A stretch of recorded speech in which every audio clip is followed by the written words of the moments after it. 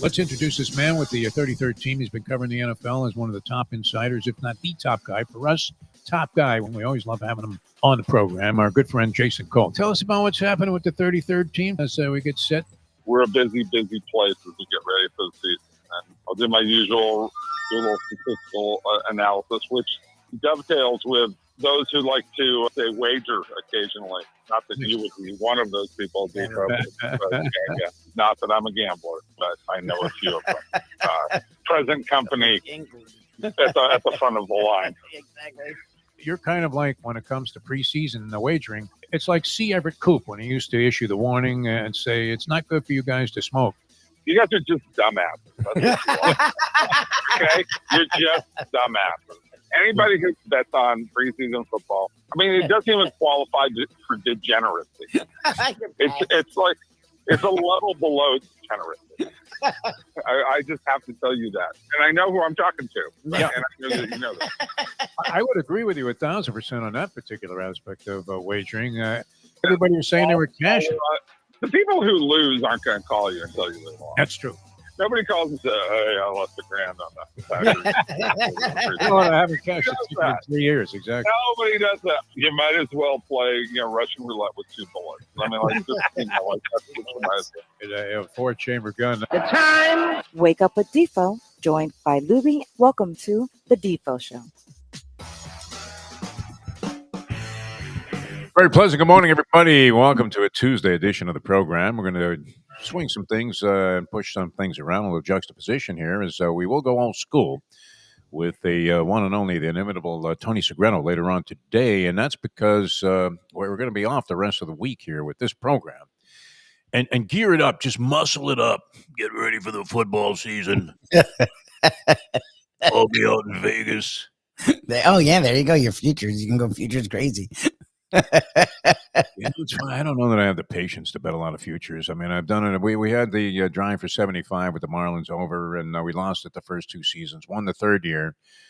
I'm assuming that anybody that has the over on the Marlins, has gotten over whatever mental disease they were suffering from when they made the bet, and B, is probably poised to cash at some time soon. Dance in the streets, Even though the streak is over, Lubie, it ended last night, 5-game winning streak. The Astros come to town. Sandy Alcantara, everybody was applauding the fact. Yeah, we were there too. We haven't been any more wrong about anything. We may as well be Linda Blair in The Exorcist.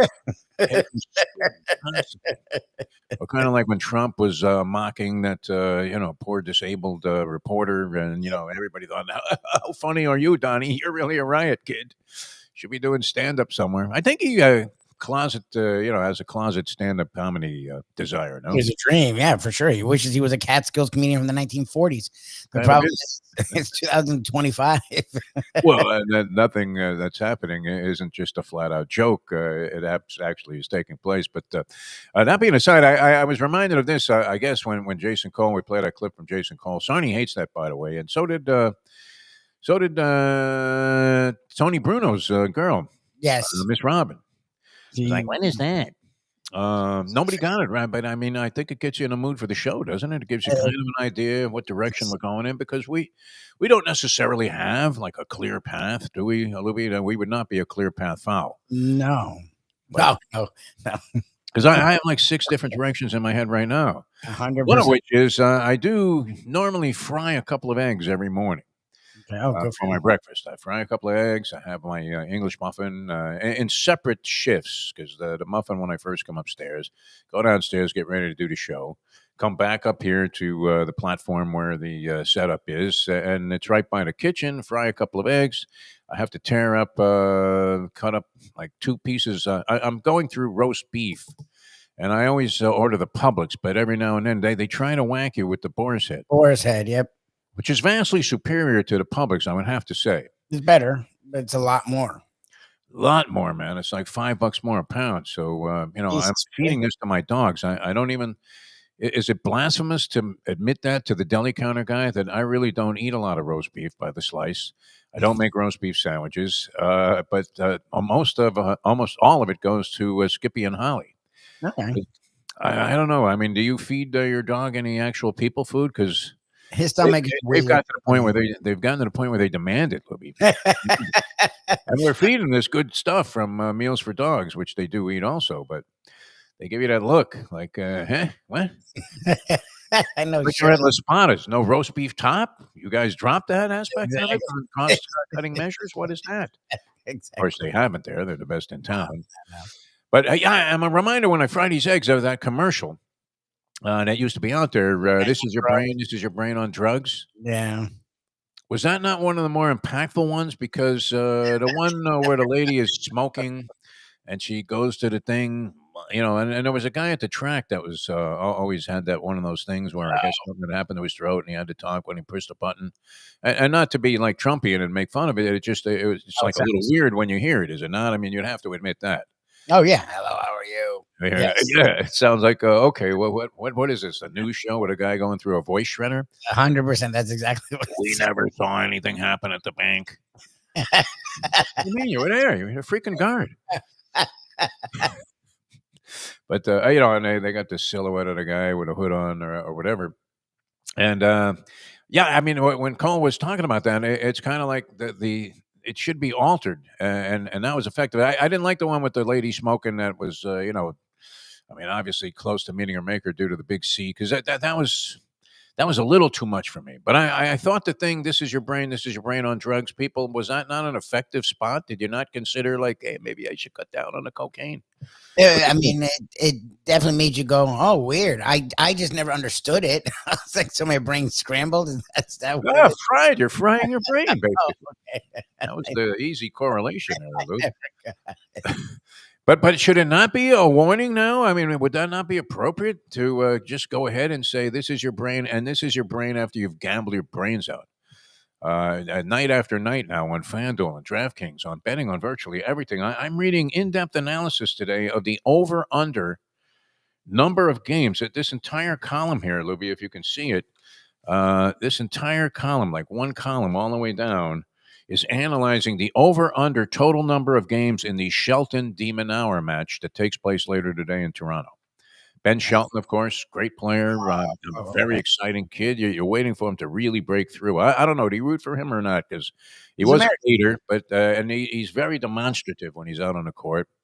Maybe a little bit too much, so for some people's taste. But when you're whacking serves at 150 miles an hour, and then his all-around game is coming around too.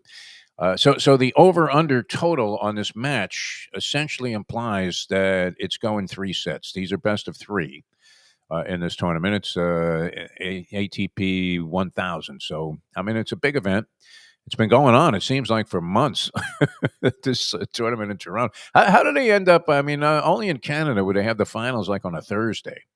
Because they're heading towards this, I believe, is a quarterfinal match heading to the semis. And the tournament ends up on Thursday. It might be a semifinal match. Anyway, they're getting close to the finish line. And Demon Hour is an Australian guy who's ranked, I think, 8th in the world, either 7th or 8th. One of them is 7th and the other one is 8th. I think Shelton is now ranked number 7 in the world, Ben Shelton. And he's had good results. He's gone deep in some of the slams, left-handed player, so that makes it even more exceptional. I mean, imagine trying to hit back 100 and what would you do, Libby? I mean, if somebody hit a tennis ball at you 150 miles an hour and it landed in the freaking box on top of everything else, somewhere in the corner as it's like flying off the court with wicked overspin, topspin on it, could you possibly get a racket on that? What do you think? No, I couldn't. You would duck out of the way, wouldn't you? Yeah, I'd be scared out of my mind. Are you kidding me? Over 140 miles an hour? Get out of here. You never had asses up, did you, as the result of losing? No, I know you've explained the game. Yeah, I've never played. Never played that game. That was the thing. I mean, we go A's up. What was the call? This was in lieu of actually having like money on the game. Which, if you had $1 on your back when I was growing up, that was like big money. It was like you had a couple of sticks in your pocket. Yep. And so sometimes, I mean, it was prohibitive. Not everybody was able to ante up whatever the quarter or the 50 cents that we were betting on the game. So somebody would call A's up. You're like, really? Do we really want to do this? And so the deal was, and those of you was that unique to Brooklyn or New York City, or is that somewhat universal? I can't imagine they were doing what was called asses up in Los Angeles or Cincinnati. No. I think those kids were, and what would happen is you would have to kneel down against the wall and leave your rear end exposed, and from a relatively short, like little league throwing distance, guys would fire the ball at you, and the entire team got a shot to throw the ball at your ass. Oh my God! I mean, it was a rubber ball; it wasn't like it was a hard ball. Thing. Well, I don't know. It might have been a couple of times where they actually used a hard ball, but it was a Spalding. It wasn't like getting hit in the ass with a racquetball. Did you ever have that happen to you? You must have if you played any indoor racquetball. It was inevitable at some point while serving you were going to get hit in the rear end by a bullet, like as if it had come off the racket of Jeff Conine, right, or something, who was an outstanding racquetball player.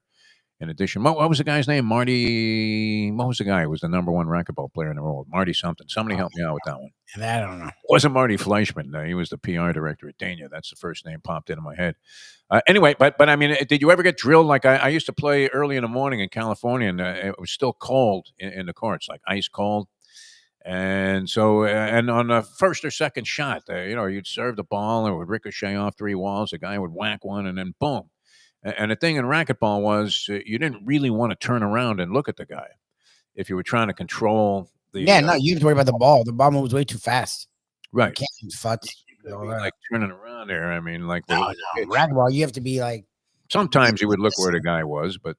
Well, when the ball went that way, but if the ball's up here, you can't turn around. Then you're going to miss the ball. You have to keep the ball. Racquetball is hectic. And you'll get drilled right in the ass with a racquetball. Oh, yeah. At high speeds. For sure. So asses up was somewhat of a similar feeling, I guess, where, you could shake it off, but it wasn't a lot of fun. And of course, your really good friends would deliberately miss you.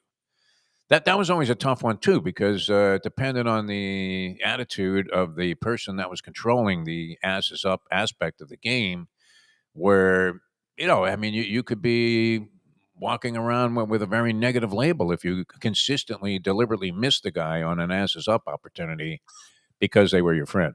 How did I get to this? I don't know how we're breaking this down. That's what's now we're talking about. You're analyzing it.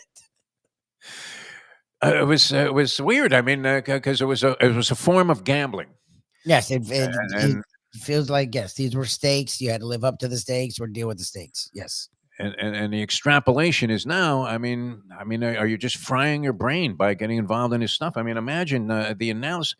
Who would ever spend however long it took to write this article and think it up and research it, that the Shelton match against Demon Hour would go over 23 and a half games, which essentially means for that to happen, you would have to have, in all likelihood, a 3-set match. And what you're always hoping for, if you're betting this, I have yet to bet an over-under on a tennis match, Lubie. And yet, would you be inclined to take a look at that? Because, I mean, in all likelihood, one of the first 2 sets goes to a tiebreaker. That seems to be, and it's been an MO in the tournament. The other night, Taylor Fritz played a match. All 3 were tiebreakers. What is that, Lubie? That's 39 games. Mm-hmm. Way, way over. But the problem is this is coming again from what used to be the VSIN segment that they have in the New York Post. And isn't it interesting that all of a sudden I've revived my whole gambling vernacular and conversation because I'm reading this thing again. It was there at 3 a.m. already today, Lubie. Unbelievable. 3 a.m. Wow. Okay. It's been unbelievable since I got this going. But I mean, you're getting quite a bit out of it. But to have this kind of analysis, would you ever be inclined to think about betting that? A lot of tiebreakers in the men's game. You see at least usually one of the first 2 sets is going to a tiebreaker. You don't have the blowouts that you sometimes get in the women's game. You get some, but in this case, you're talking about guys that are obviously in good form because they've reached the point of being in the semifinals and both playing well. Shield's been in a bunch of 3-setters so far. Demon Hour beat Tiafo, the big foe, the other night, and that was impressive. I think he beat him in straight sets, so you would have gone under on that. But I don't know. I mean, at what point do you break down and actually start to wait? Andy's, he's gotten involved. He's betting obscure stuff. The professor was betting Korean baseball. 100%. Where do you draw the line? That would be the question. At what point do you realize that you've lost control of your own ability to operate where it's just not good enough to bet like who's going to win a game. What do you think? I mean, and in fact, even talking about it, it's kind of like reading a newspaper, where nobody does this anymore. Who even bothers trying to pick sides anymore? What do you think, Lube? Is that passe? Is it even worth talking about? Hey, I really think the Dolphins can cover. Does anybody give a flying one about that anymore? People still do. I mean, picking a side is still a thing. It's just, it's harder. Wouldn't that really be the art of this whole thing? Is like picking winners? Yeah, well, the idea is to win in the long haul, but people don't think like people want to risk as little amount as possible to win as much as possible. You can't do that just picking a winner. No. The way you're rewarded by that, exactly. The way you're rewarded by that is picking 12 teams, losing that pretty much every time. Every time. One time you hit and you make a nice score. So you tell yourself, see, it's worth it for the one time I hit out of the 30 times I play. May well be. I don't know if you're bet 12 teams. What these people do. Cash for like 30 grand. That makes up for a lot of those $25 parlays. I mean, yes, it's kind of like when we first cashed on golf with Martin Keimer at 45 to 1. Mm-hmm.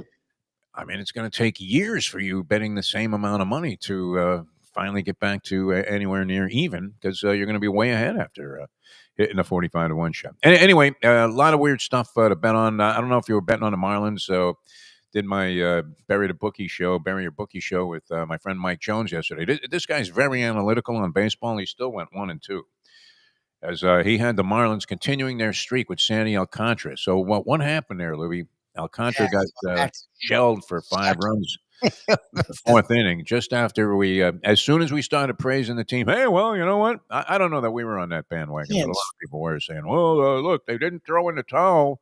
They didn't cave. This Bendix, one tough navigator and negotiator, as he made his way through the trade deadline, and it looked like they prospered. Although I think Jesus Sanchez came to town and hit a home run against them last night. Sanchez has been playing well. Look, you have to give up stuff to get stuff. It was just annoying because he was a guy that had been around for a while, hadn't done much. He was a name you heard, and then like the last 2-3 weeks, like every other game, he was hitting a home run. So it was just annoying that that's when they traded him. It was a steady ball player.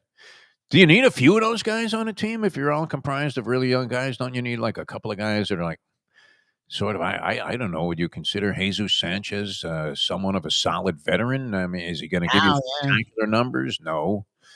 But played the game as I always hear this Renee Latchman quote, because Latchman had no chance, right? He was the manager of the expansion Marlins. Look, they were going to lose every night. They were going to look like the 62 Mets most of the time. And he always said, you know what I go by? I live by this. Play the game hard, play the game right. There you go. Maybe Latchman ought to talk to Aaron Boone, man. This guy's in la-la land when it comes to he's still trying to justify Jazz Chisholm getting doubled off first base on a pop-up to the infield. Imagine this, you're a major league manager. I mean, if you had to take a major league manager IQ test and you said, hey, your runner goes too far off first base on a pop-up in the infield, when at the very worst, you're going to be, if they do take him, drop the ball deliberately and throw him out at second base, which maybe what? Should they invoke an infield fly rule when there's only a runner on first, Lubie, to avoid having that happen? But the hitter is already going to be standing on first base. We went into this yesterday. So, okay, maybe you have a faster guy in Jazz Chisholm on a base pass, but is it worth risking being doubled up because you're trying to outthink the second baseman who doesn't drop the ball and throws you out? No, you stay at first. And Boone's like, oh, it's an aggressive play. I understand what he was thinking. It's like, he wasn't thinking. They lost last night again. I mean, the Yankees are a mess. It's weird to see them be this bad. I mean, look, I maybe it's last year. I remember all year talking about, are they firing Boone? Are they firing Cashman? And then they went on this freaking run in the playoffs that got them to the World Series. The World Series, yeah. Everyone got extensions. Everyone got extensions, but it's like they still weren't good all season, and they did get rocked in the World Series. So it's like these guys are still not good at their job. They just caught fire, but whatever. So they're back, and it's the same thing. They started pretty strong, and now that division is sort of having fun. It's not just a division, but the division with the Blue Jays and the Red Sox passing them and the Rays being around them a lot of the year as they've sort of fallen off. Like it's not shocking. Like that's the funny thing is they're playing bad ball. Yeah, well, Boone sucks. Cashman hasn't been good at the job in a long time. Like they just had a fluky run. Yeah. It's at one time, I guess they were close to acquiring Kyle Schwarber before he went on this giant run with the Phillies, where he's hitting a home run every night. I did get a text on this from the Polyman, and actually would be worth reading. Cashman. He says Cashman can't get a free ride either. He says he gives him more credit than most. This is the Polyman, a diehard Yankee fan his whole life. Though still can't believe never pulled a switch on the Kyle Schwarber trade 3 years ago. It was supposed to be a done deal. Schwarber would hit 60 home runs a year playing in Yankee Stadium easily, wouldn't he? Oh, yeah. I mean, imagine if he had that short porch in right field. Are you kidding me? Holy Roger Maris. What are we talking about here? Asterisks all over the place. Would have asterisks on his batting helmet like he was playing for Ohio State. All right, so the Marlins go down, and Alcantara gets shelled. So that kind of reversed. And now fall a game under 500. The baseball races, can we say they're heating up, Lubie? I mean, there's a few of them. There are a few of them that are actually worth watching. Milwaukee, winner last night, leads the Cubs by a couple of games. Dodgers only up 3 on San Diego. Do you see a race establishing itself there? Because San Diego went all in. I mean, they made like 4 or 5 different moves that were all very substantial. So you would think that wasn't for nothing. I mean, they've been hanging around without making those moves, and the Dodgers didn't do much at the deadline. They did a lot going into the season. So, oh my God, they got everybody. So I think, but the Padres, again, they're not sitting idle. So I think that should be a race to the end. I'm curious to see if the Brewers hold off the Cubs, because the Cubs were ahead in that division most of the season, and the Brewers had played really good ball until they met up with the Marlins last week. And then the AL East, which it felt like the Yankees were in a runaway. They're now third in the division. Milwaukee's up 3 on the Cubs.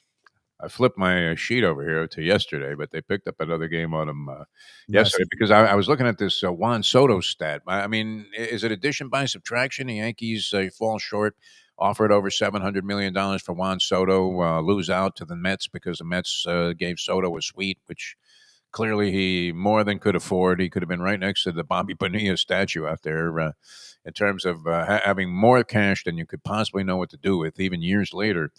And that was the swinging condition, I guess, or at least so it was perceived. But speaking of swinging, this guy's swinging and missing. He had a hot month of June, Juan Soto, so it looked like he was going to redeem himself and almost establish. I mean, he was as responsible for the success of the Yankees last year as how can he be as responsible as the MVP, Aaron Judge? But I mean, Soto was a monster for the New York Yankees last year, and he kept them alive in the postseason. He just was coming off. I don't know how he did last night, but he was 8 for 56, Lubie, which if you do the math. Were you ever with your friends at the point where you could calculate a batting average almost immediately? No, I know you guys are great. I was never a stats guy. I knew the stats, but I couldn't. That's not a part of math I'm strong at. I know the degenerate is the opposite. That is. Well, it was basic math, and it was surprising because I think we had odds and probability in the 5th grade, but we got to a lot of this because you wanted to know how to calculate ERAs and batting averages and all of these different statistics that we followed in Major League Baseball. So 8 for 56 is a fairly easy one because you reduce it down right away. It's 1 for 7, which is immediately pops into your head. It's almost like having the times tables down, where you could give a baseball fan when we were kids growing up, and here we are, right after taking it on the chin there with some asses up. You would go to math class, and they would say, oh, okay, if a guy's 1 for 7, what's he hitting? And it's 143. So that's a long stretch to go, hitting 143, a $143. June was his only month where he started out very slowly, Juan Soto. Mm-hmm. So I don't know. Has he replaced Bryce Harper as in the question of what's more overrated, the stone crab or Juan Soto? Oh, yeah. Yes. I mean, he had a nice... Would you say it's Soto or the stone crab? Which, with all due respect to people that love stone crabs, and if somebody hands me a couple of free claws, I'm eating them. Oh, that's great. They're really good. It's just they're really expensive for the amount of meat they build. Is it not overrated? Wouldn't you rather just take a bite out of a Maine lobster tail? No? Last time we did this, Harper then went on to win like the next 2 or 3 MVPs. We were wrong about Harper. So I'm scared, a little scared because Soto is coming off again. It's what brought him to prominence. A great run with the Nationals. He's coming off a great run with the Yankees, where Stanton woke up, Judge was not good, and Soto was their best offensive player throughout the playoffs last year, and he was a big reason why they made that surprising and needed run for Boone and Cashman to the World Series. So to just discount him, it's hard to do that. I know he's a talented guy. He never seemed to be as talented as the contracts he wants, and even as the contracts he's turning down. So yeah.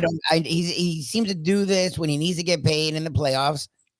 And because we saw this, was it San Diego that paid him when the Nationals? San Diego gave him money, and no, I don't know. He already had his contract when he went to San Diego, I think. He was supposed to get more from the Nationals, turned it down, so they sent him to he went to San Diego, and he did a lot of this. So that's the thing. This may be a move of his where he's a nice player, but needs the extra motivation of money, and when he has that, he can suddenly turn it on. Because again, what he did in the playoffs last year was pretty impressive. He was excellent all year long for the most part for the Yankees. I mean, a huge factor in their success last year.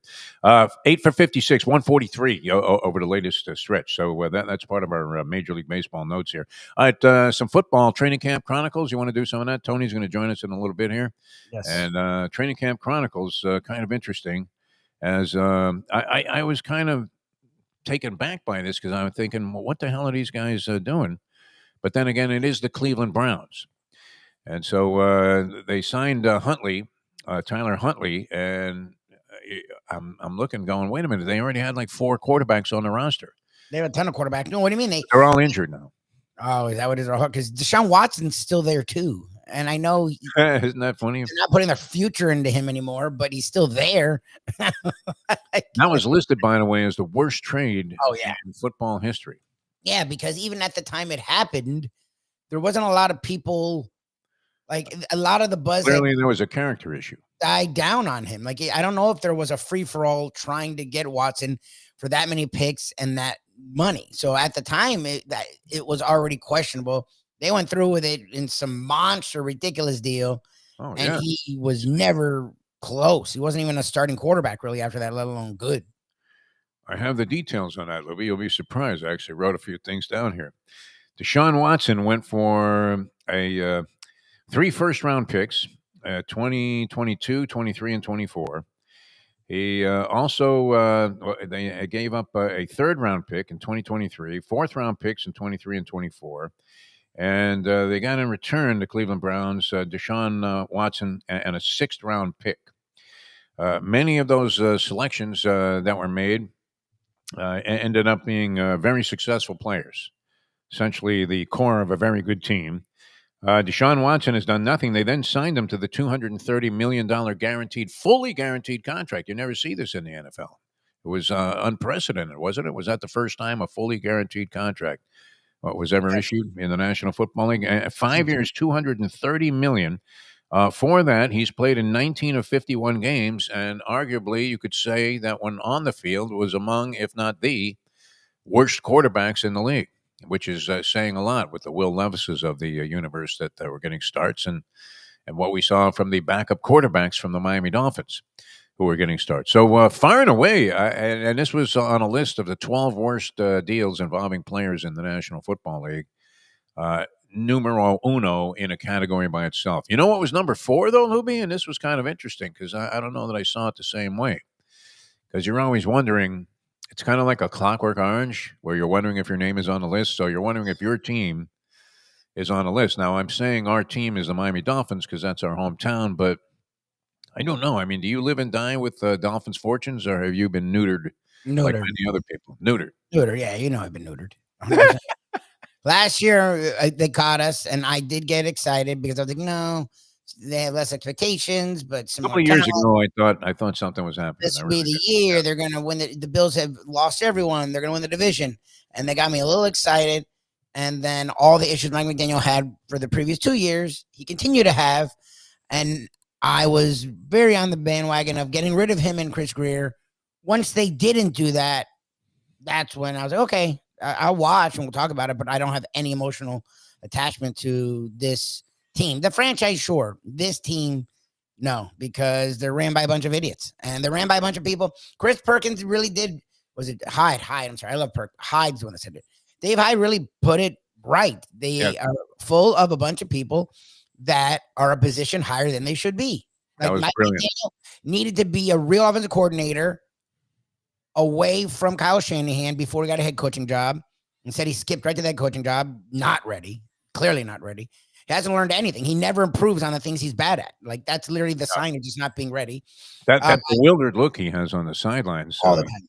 Openly defies the very open and gregarious sort of attitude that he seems to display in all of their aspects of life. I mean, he looks very confident when he's talking in front of the media, and he's not afraid to say things that might be determined to be a bit on the whacked outside. And then he's on the sideline. I mean, that look on the sidelines was Sperano-esque, wasn't it? He looks lost and very Philbin-esque. And then on top of that, Greer is really a scout because he's not bad at scouting talent. He's horrendous at making decisions, and he's horrendous at putting his will in front of everyone else's to make decisions. So he's not a GM. He's a scout. That's really what he is. And Stephen Ross is not an owner. Like I like Stephen Ross. He has lots of money and he's willing to spend it, but he's not good at. Owners need to be able to hire executives and get out of the way. That's literally the worst. Or at least get good advice. He's horrible at taking advice, and he's horrible at hiring executives, and that's why he would be a great silent owner at an organization. Perfect. At a real owner. Yeah. I mean, if he had somebody that was giving him good advice, I don't know. I mean, remember it was that guy that used to be with the Eagles, and I think he was with the USFL, Peterson.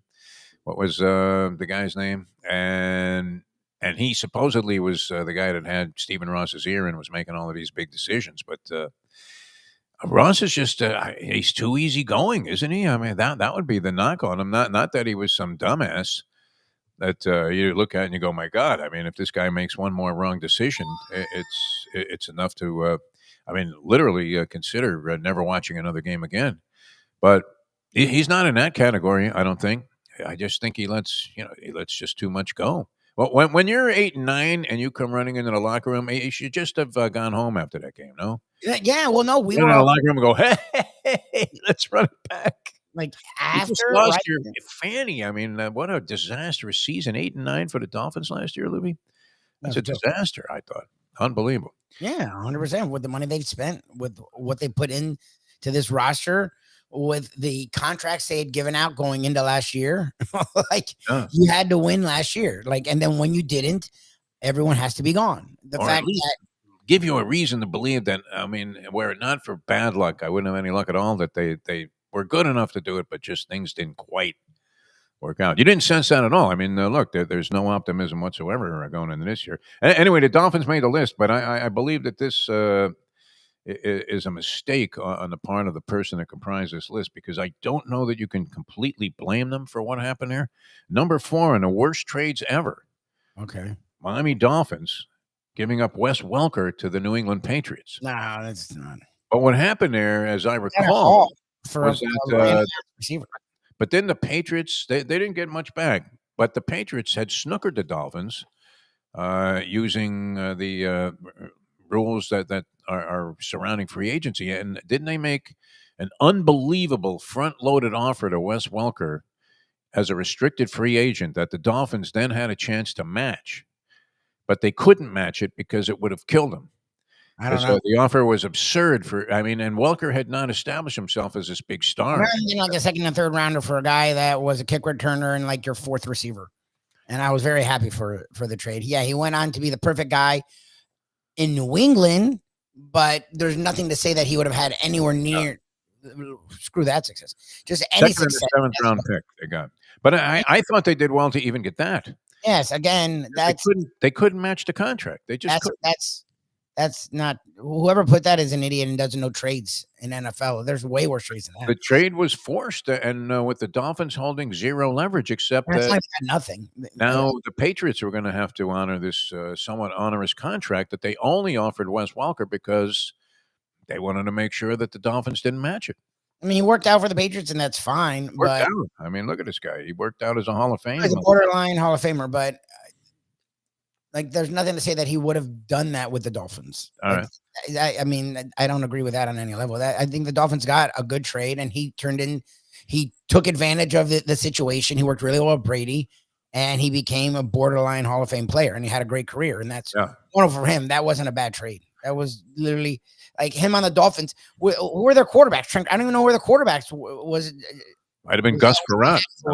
Like, those guys those guys weren't making anything of Wes Welker. No, Wes Welker was not going to blossom with the Miami Dolphins. Sometimes a player, he got into a situation that was perfect for him, just like your favorite player tonight, Julian Edelman, who was Wes Welker too. Yeah, exactly. I mean, the Patriots show that they did that with like 5 different guys. Yeah. Had a lot of success in that role. So it's not the guys, like I said, and it's fine that the guys were able to fulfill that role, but on the Miami Dolphins, Wes Welker was not. He was going to be the Wes Welker we knew him to be, a nice, tough utility dude. That's what he was, and you got a second rounder for him. Second rounder at that time was huge. A second rounder to this day is still considered a guy that. You have to take into account though that they did this after they were screwed. Yeah, and they were off, and exactly after that, they couldn't have even. They weren't going to sign him to that stupid ass deal.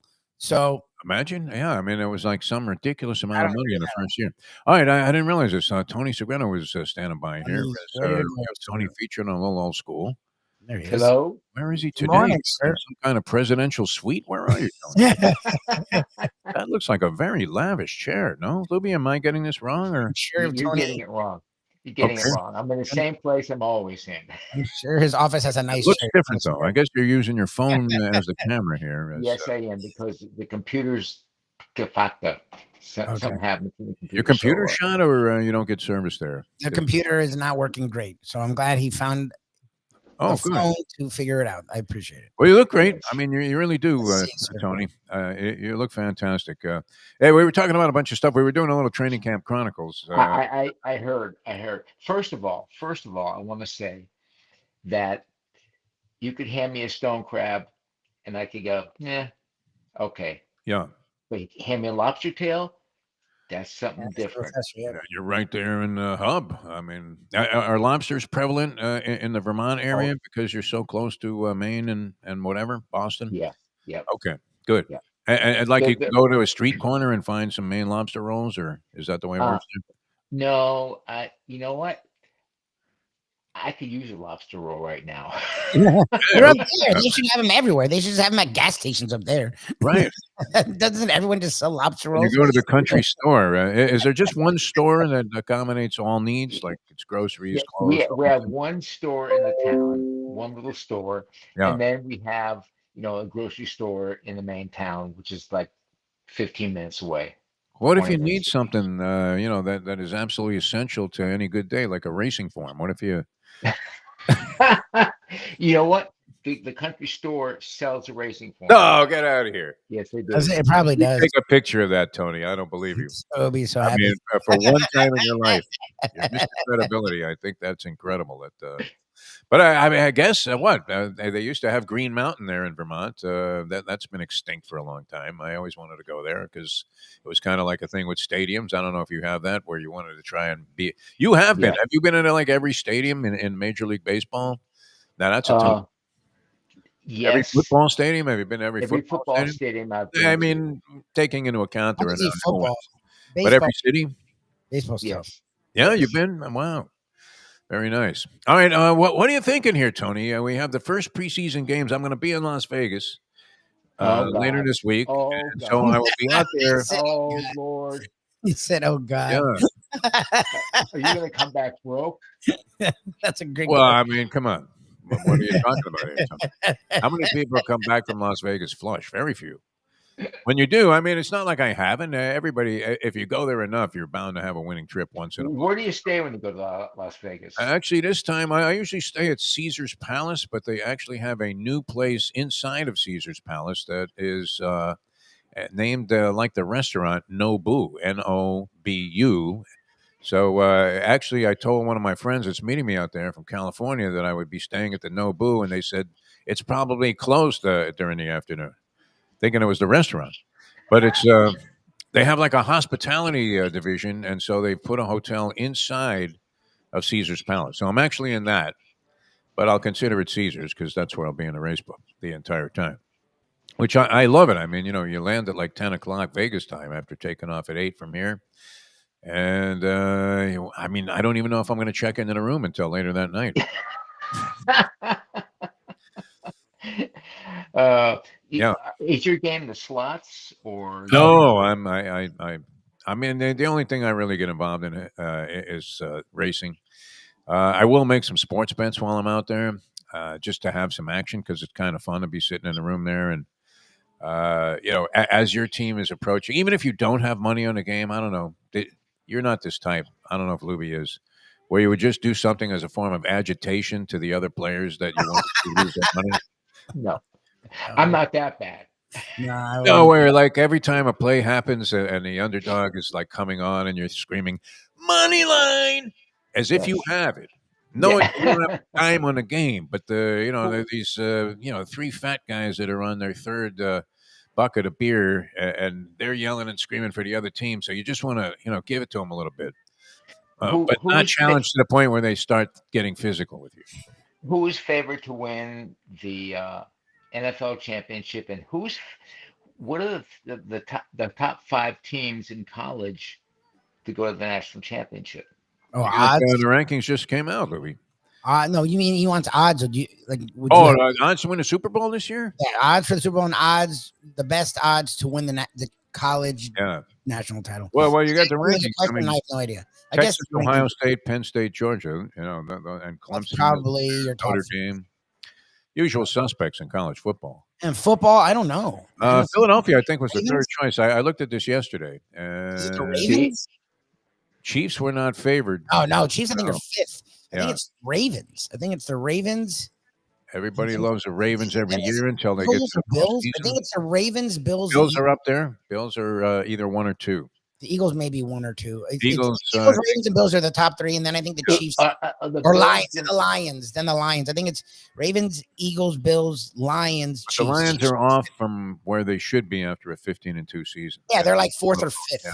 I think they're like 4th or 5th, and then it's the Chiefs because people are worried about the Chiefs. Who you picking, Tony? I mean, never mind us. I like the Bills. You like the Bills to win it all this year. I mean, what is it about that apple in Marv Levy's throat, even as he's dead and buried, that makes you think that Josh Allen won't win a championship? I don't know. I just and I love Josh Allen. I really do. I don't know that I love him, but I like Josh him. Allen. I love the atmosphere the Buffalo Bill fans have. They stick with their team. I don't know. I just think that maybe this is the year. I'm thinking they stumble somehow. They just can't get over the hump. Yeah, you're probably right. Isn't Josh Allen like a little bit of a reincarnation of Jim Kelly, the way he approaches the game? He might be. Oh, yeah. Yeah. I mean, Kelly might have been a more accurate passer. I don't know. That's not hard to say because probably only Richardson with Indianapolis is more inaccurate overall. But Allen makes these giant plays all the time. And some of those running plays he made last year, it's not like he's Fran Tarkenton, some slick. I mean, he's just bumbling, mumbling, stumbling all the way down. Stumbling to the. Bumbling, yeah. I want to come back with more old school Tony Segreto, brought to you by Texas Roadhouse Restaurants. Speaking of Ed Garcia, the man's in Alaska. Is that what you told me? He's in Alaska. He's like, it's 4 hours earlier here, so I'll see what. I'm like, no, just enjoy Alaska. It's fine. So it'll be like 4:44 there. Dude, you're not going on at 4. I'm like, I appreciate it, but we'll talk to you next week. Just enjoy Alaska and have stories for us. Yeah. I've always wanted to say hello to Tony Segreto. Would it be worth getting up at 4 a.m, Alaska? 100%. And he really was going to do it. And I was your ass off. I mean, it's probably isn't it dark for like 6 months at a time? Yes, I don't know if we're in those 6 months, but yes, it is. It's like holy Stevie Wonder. What the hell are we doing? All right, we're coming back with Tony Segreto, Old School. We'll get into some football. We got a bunch of stuff to work on there, including I'm still stunned by your pessimism on the Cristobal factor being such an inhibiting. Ken and I were saying the same thing because they've come out as the 10th ranked team in the country. Yeah. And the schedule is definitely tougher than last year because last year was a schedule for St. Thomas. But it's still not insane. They don't play Clemson. They don't play there's a couple of the teams that are tougher in the conference. So it's still doable. And I looked at each other, and I'm like, yeah, but how do you? He's like, yeah, the crystal ball factor. I'm like, he's like, he's going to lose 2 games for them. Yeah. And they're probably going to lose 2 themselves. So if they lose 4 games, then how are they in the playoffs? I'm like, rarely can you just straight up say the coach lost this game. Yeah, I mean, there's always some other thing. Rarely. They didn't have the Neal issue last year. That was 2 years ago. But there were games where it was like, dude, why aren't you up 30? Like where they were like within a touchdown of like Cal or how badly were they out foxed by Georgia Tech again, Syracuse, South Florida, and California? What were in the first half when you should shine as a head coach because of your game plan, you're getting thumped. It's only because you have such vastly superior personnel. I mean, they're bragging about Cam Ward as if he is like the second coming of Peyton Manning already from a mental standpoint. They're saying this kid's great. They couldn't be any happier with him. We'll see what they can do with Carson Beck, but all right, we'll find out. All right, we'll come back. We'll talk some college and pro football with the great Tony Segreto in a moment. Now that the time 8:47. Hey folks, Tony Segreto here. Let me ask you a question. What do you look for when you go out to eat? Good food, obviously, friendly atmosphere, not too loud, but good energy, reasonable prices, and a place where you feel comfortable. All those ingredients, no pun meant there, are hard to find unless you're talking about the Texas Roadhouse. You see, they encompass all of those attributes. Really, really good food, amazing atmosphere, good for a family, good for a date, or just a night out for yourself, and prices that will make you extremely happy. Their ribs unmatched. Steaks hand cut every day. Everything, and I mean everything, is made on site, including their incredible bread. It's the one day, folks, that you can forget about low-carb diets. Trust me when I tell you, Texas Roadhouse, your restaurant, your destination when you say, where should we go and eat tonight? From the newly renovated sports bar to the beautiful bayside views captured at the Tiki Bar, Jimmy Johnson's Big Chill has it all. Located at mile marker 104, the Big Chill also offers waterfront dining while experiencing breathtaking sunset views of the Florida Keys. It's simply the hottest spot in the Keys to cool off. That's Jimmy Johnson's Big Chill at mile marker 104 in Key Largo. For more information, call today at 305-453-9066. What we gonna do right here is go back, way back into time. We are now kicking it old school with the one and only Tony Segreto, brought to you by Texas Roadhouse. Tell me, doctor. An old school question for Tony Segreto here, but we're going to entertain some queries from the audience here, including Jim Sarney, who I did have something for him. How did he not mention or text me 1,000 times about the Dejohnny Carrington trade, the acquisition by the Minnesota Lynx? Dejohnny Carrington for a couple of players that were high profile, Tony. This was no slouch of a deal. You got to admit, he is into every single solitary sport. Yes. How did he miss this one? That's a big trade. He's slacking on his reporting. I mean, it'd be like if it was a bigger than a Luka Doncic trade. Dallas involved again, man. Dallas is always sending these superstars. You know, this should be a comedy show. It is comedy of errors. This is the input we're getting from guys that would actually be concerned about that, but he missed that one. Yeah, he's slacking. And I found it. Why, Tony? Because I get my New York Post now. The Post is back. And naturally, you got your Post today. Oh no, they firing this thing. Like I don't even want to jinx it. It's like a Joe D streak. Remarkable, yeah. What time do you get it? It was there at like 3 a.m. today. Unbelievable. It's like 6 days in a row. They're like doing their job. Ever since, which you're not a client to complain, neither am I. But I did make a few calls. It worked. But I think if you look, you're talking to some woman in the Philippines who probably lost money on the last Manny Pacquiao fight. And so to sit there and have an attitude on the phone, Tony, is not a good approach. No. And so what does she care? She hears this, she's being bombarded with people that are pissed off. So I think if you have a little bit of decorum, realizing it's not her fault. So what do you say?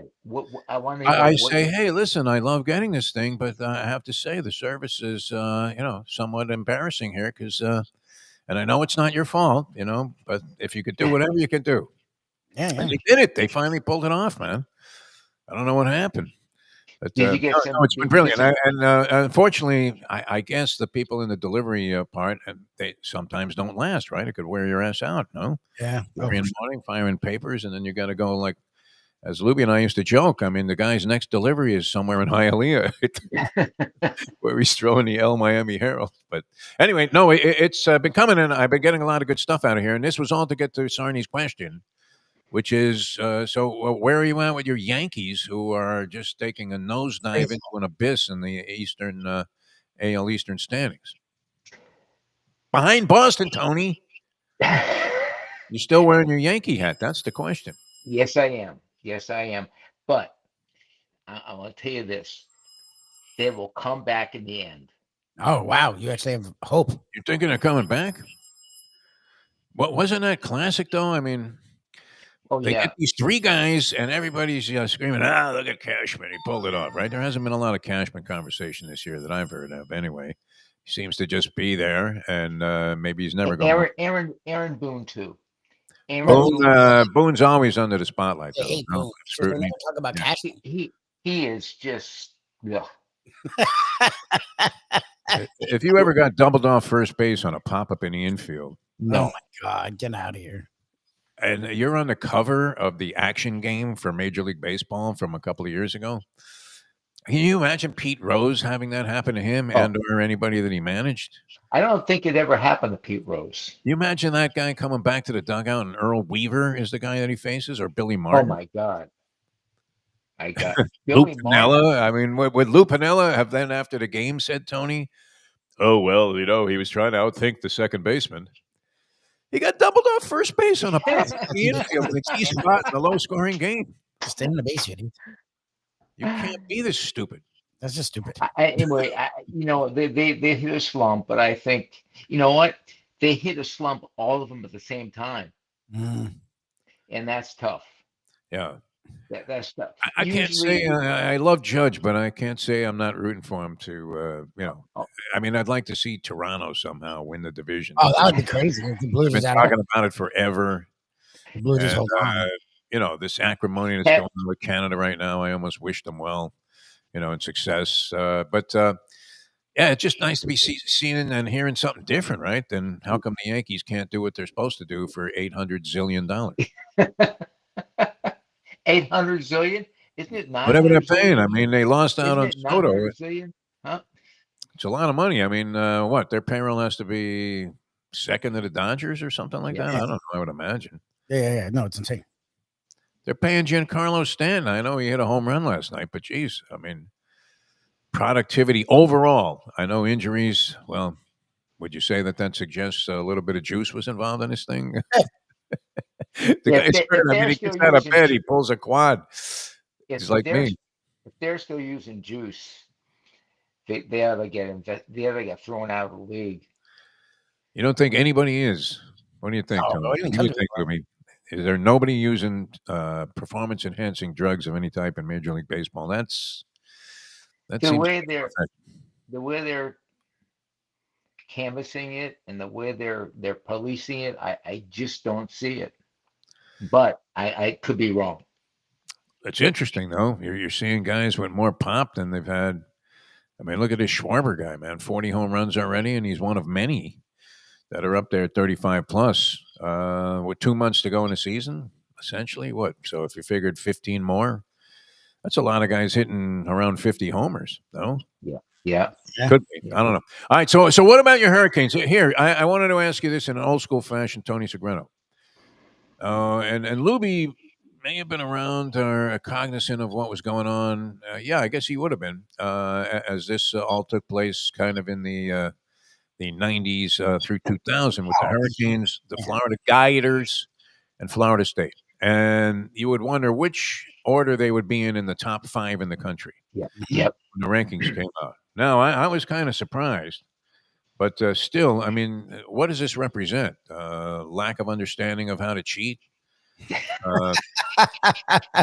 Miami comes into the season ranked 10th, Florida 17th, which is somewhat of a surprise, right, Lubie? I don't know. Would you figure they're high on Florida. I think they're stupid, but and Florida State.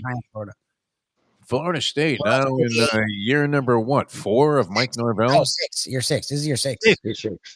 Yeah, he gets a And pass. they are others receiving votes, 2 Yeah. votes ahead of Buffalo. I mean, they had 2 wins last year. Could you have ever pictured that, Tony, in the heyday of when these rivalries were intense and everybody was looking at the state of Florida? But you know what? You have to think that in the early 90s, in the 80s, in the early 90s, Yeah. is different than what?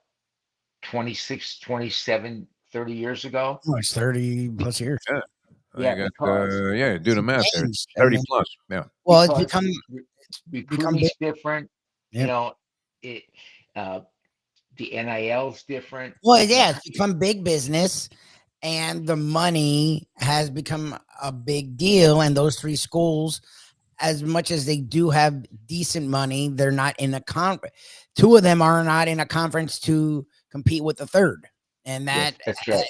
that was a very different place in the early 90s. It was, even when you were in a conference, you were still somewhat independent. The money wasn't so tight. It's why the Notre Dame could be independent for so long, because being in a conference wasn't that much more helpful than being on your own. Now you need to not only be in a conference, you need to be in the right conference, and that can set you up in a way. Look at what Missouri's doing now, recruiting wise. Like, just because they're in the SEC, it gives you such a head start. Now Florida is in that SEC, and they've had a lot of success. The problem is SEC's freaking death now. Like, the SEC is just stupid. Yes. Like, but you bring up Missouri, and that's a good example, because they were nothing. Yeah. But boy, oh boy, now they're competing every year because the money is just stupid. Yeah. Yeah. And they're thinking of the crystal ball factor. They believe in it. So bizarre. I mean, you could just look at any number of games. I mean, the Georgia Tech one, that was a catastrophe. Georgia Tech, when he's handing the ball off, I mean, your option is, I mean, there's only one play to run there. That's take a knee. Yes, take a knee. There's not a single coach that, if you fill that out in any other fashion, you have a chance to run the clock out by taking a knee. What are you going to do? A, take a knee. Yeah. B, hand the ball off and have a guy run through the middle of a bunch of guys A, that have like pitchforks out trying to poke the ball out of there. A, take a knee. B, take a knee. C, take a knee. Yeah. What do you think your choices are? I mean, it's not even a decision. If Lubie's young Luka Lubitz, when he's born that day, is asked what to do in that situation, he will say, take a knee. Do you think he'll ever live that down? For Defo, probably not. I mean, it wasn't even the worst of them. I mean, there were so many other times where he just. I used to really like this guy, and I haven't spoken. I like him for a time. He was a good guy when he was a player, as I recall. He was a great guy. Yeah. I love him to death. I love him to this day. But there are some decisions he makes that I question. Yeah, like handing the team the game on a platter. Here you go, like he's at a bar mitzvah. Unbelievable. All right, so I mean, what's the buzz there, Tony? I mean, is the talent level there? Are the Gators going to make Napier not look so bad? He's been on a hot seat since day one, and then and Norvell. I mean, what happened there? One injury, and the next thing you know, I mean, they went into the toilet. But Lubie, I believe, thinks there is a ray of hope. I mean, I think they'll be better. I think you have to be after 2 wins. They reached 3 wins. No, they had 2. I wish they had 2 wins last year. Wow, Florida State had 2 wins. Yeah. I mean, again, Florida State had 2 they're wins. only up from there, so we'll see. FAMU had 4. No, FAMU was actually pretty good. So no, I don't know. I mean, but FAMU is like turned it around. Their coach, others receiving votes. Freaking Houston. Never thought I'd see that day. Florida State, others receiving votes, top 25. After last year. Yeah. All right, Tony, it was a lot of fun, man. What do you got cooking the rest of the day? I don't know. Did you ever get any of those steaks sent to you by Ed Garcia, Texas Roadhouse? Because I did not yet. I did not. How good would that aroma be wafting out over the mountaintops of Vermont there and hitting like Burlington, and everybody would be going, man, Segreto. I'm about an hour and a half from Burlington, so it would have to wash a lot. The aroma, though, would be sensational because that's some good food, man. Texas Roadhouse, there's no doubt about it. There's nothing like the Texas Roadhouse, and there's nothing like the bread, and there's nothing like, the atmosphere. The food is exceptional, and the atmosphere is great. I mean, you can't beat it. You can't. We were giving Ed years ago when food costs weren't this big of a deal. We were giving them credit for what they were doing with pricing. Now, what they're doing with pricing, it's just flat miraculous. It's literally miraculous. It is cheaper to go eat there than cook at your house. That's 100%. It actually is, yeah. If you want protein, if you want to, because again, it's not just beef anymore. Chicken prices are insane. Pork is nuts.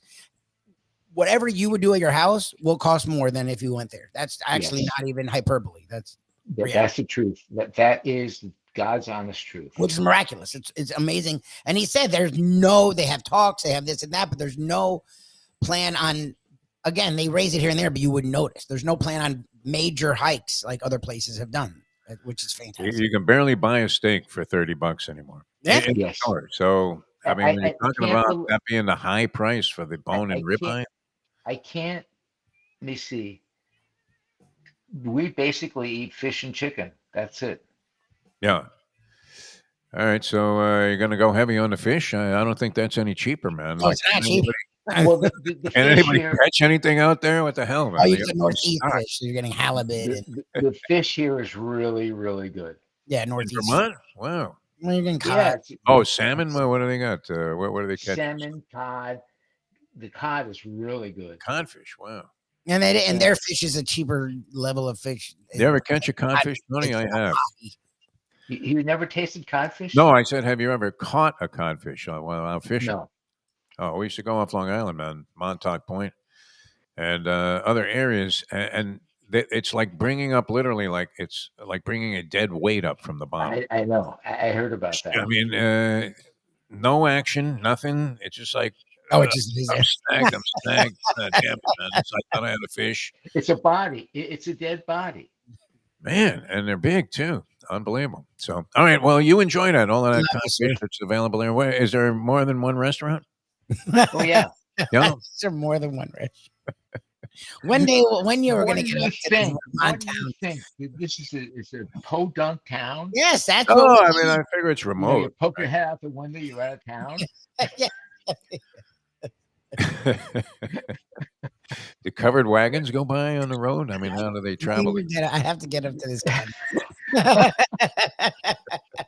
No, I will tell you this though.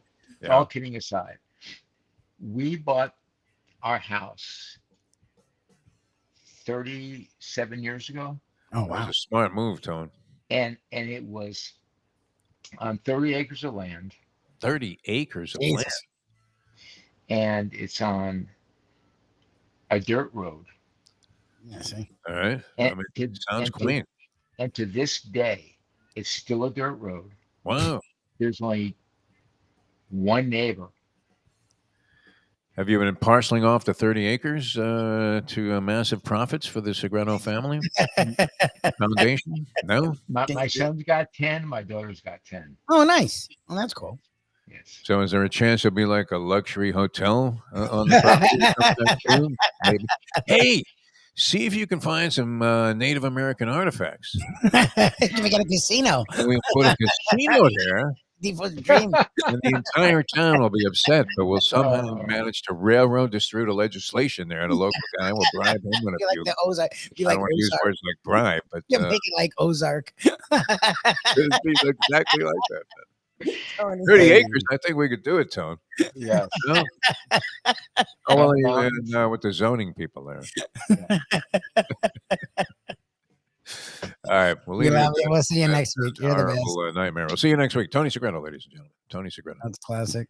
We make him into freaking. Think about this, though. I mean, I don't know. You should never be jealous of your friends or even the remotely, where they make a remark and you're thinking, man, bleep, how come that isn't me? Where, you bought something like that 37 years ago with 30 acres of land, obviously in a place in Vermont that, it sounds like it's relatively unpopular. It's remote. He said there's like a few hundred live in the town.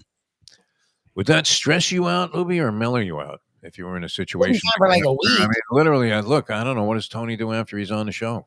I have no idea. It'd be fine for a week, but I have things to do. I couldn't do that for long term. Yeah. All right.